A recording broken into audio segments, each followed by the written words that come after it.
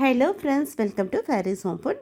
இன்றைக்கி நம்ம வீடியோவில் பார்க்க போகிறது நுரையீரல் தொக்கு தான் எப்படி செய்யலாம்னு சொல்லி தர போகிறேன். இந்த நுரையீரல் கிரேவி சாப்பிட்றதுக்கு ரொம்ப நல்ல சூப்பராக இருக்குங்க. நல்லா சுட சுட சாதம் போட்டு அப்படியே இந்த நுரையீரல் தொக்கு வச்சு சாப்பிட்டிங்கன்னா டேஸ்ட்டு வேறு லெவலில் இருக்குங்க. வாங்க இந்த ஹெல்த்தியான நுரையீரல் ஃப்ரை எப்படி செய்யலான்னு பார்த்துலாமா? வீடியோக்குள்ளே போய் பார்க்கலாம். நான் இன்றைக்கி இங்கே ஆட்டோட நுரையீரல் பண்ணுறதுக்கு ஒரு ஆட்டோட நுரையீரல் முழுசாக வாங்கிட்டு வந்திருக்கேன். கடையில் வாங்கும் போதே இந்த மாதிரி கட் பண்ணி வாங்கிக்கோங்க. நல்லா க்ளீனாக கடையில் கட் பண்ணி கொடுப்பாங்க. அவ்வளோதான். இந்த நுரையீரல் ஒரு பக்கம் இருக்கட்டும். இப்போ குக்கர் வச்சுக்கோங்க. தேவையான அளவுக்கு எண்ணெய் ஊற்றிக்கோங்க. எண்ணெய் சுடானதும் 1/4 டீஸ்பூன் சோம்பு, கொஞ்சமாக கல்பாசி போட்டுக்கோங்க. ஒரு துண்டு பட்டை, 2 ஏலக்காய், 3 கிராம்பு, பொடியாக நறுக்கின பெரிய வெங்காயம் 1 போட்டுக்கோங்க. பெரிய வெங்காயம் இல்லைன்னா நீங்கள் சின்ன வெங்காயம் கூட போட்டுக்கலாம். 15லேருந்து 20 சின்ன வெங்காயம் போட்டுக்கோங்க. இந்த நுரையீரல் கிரேவிக்கு சின்ன வெங்காயம் ரொம்ப நல்ல ஒரு டேஸ்ட்டாக கொடுக்கும்.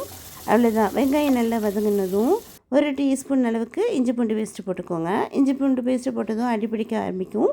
அடி பிடிக்காமல் நல்லா போட்டு வதக்கிக்கோங்க. எப்போ செஞ்சாலும் ஃப்ரெஷ்ஷாக இஞ்சி பூண்டு போட்டு வதக்கிக்கோங்க. கம்மன்னு வாசனையாக இருக்கும். இப்போ பழுத்த தக்காளியாக 1 தக்காளி மட்டும் போட்டுக்கோங்க.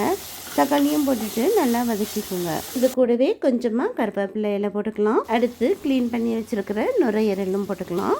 நுரையீரல் போட்டுட்டு நல்லா 2-3 நிமிஷம் நல்லா இந்த எண்ணெயிலேயே சுருள வதக்கிக்கோங்க.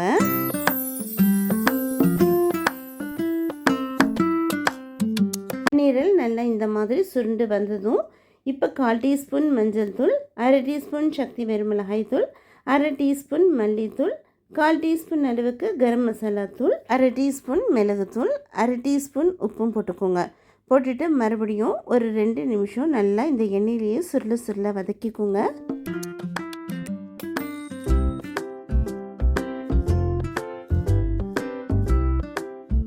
அவ்வளோதாங்க. இந்த அளவுக்கு நல்லா வதங்கினதும் இப்போ நம்ம தண்ணி ஊற்றிக்கலாம். தேவையான அளவுக்கு தண்ணி ஊற்றிக்கோங்க. அதிகமாக தண்ணி ஊற்ற வேண்டாம். 1/2 கிளாஸ் மட்டும் தண்ணி ஊற்றிட்டு நல்லா மிக்ஸ் பண்ணி விட்டுக்கோங்க.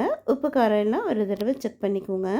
அடுத்து கொஞ்சம் கருவேப்பிலை, ஒரு பச்சை மிளகாவை கீறி போட்டுக்கோங்க. இப்போ மூடி போட்டு விட்டு 3லேருந்து 4 விசில் விட்டுக்கலாம்.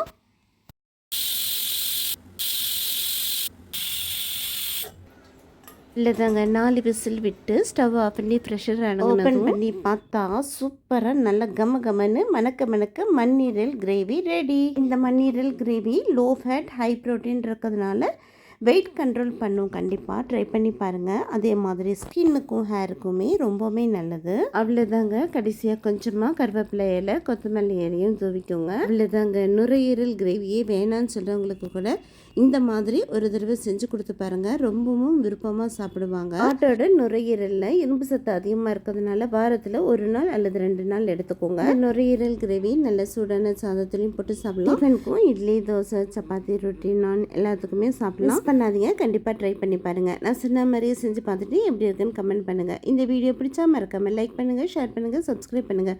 தேங்க்யூ ஃபார் வாட்சிங்.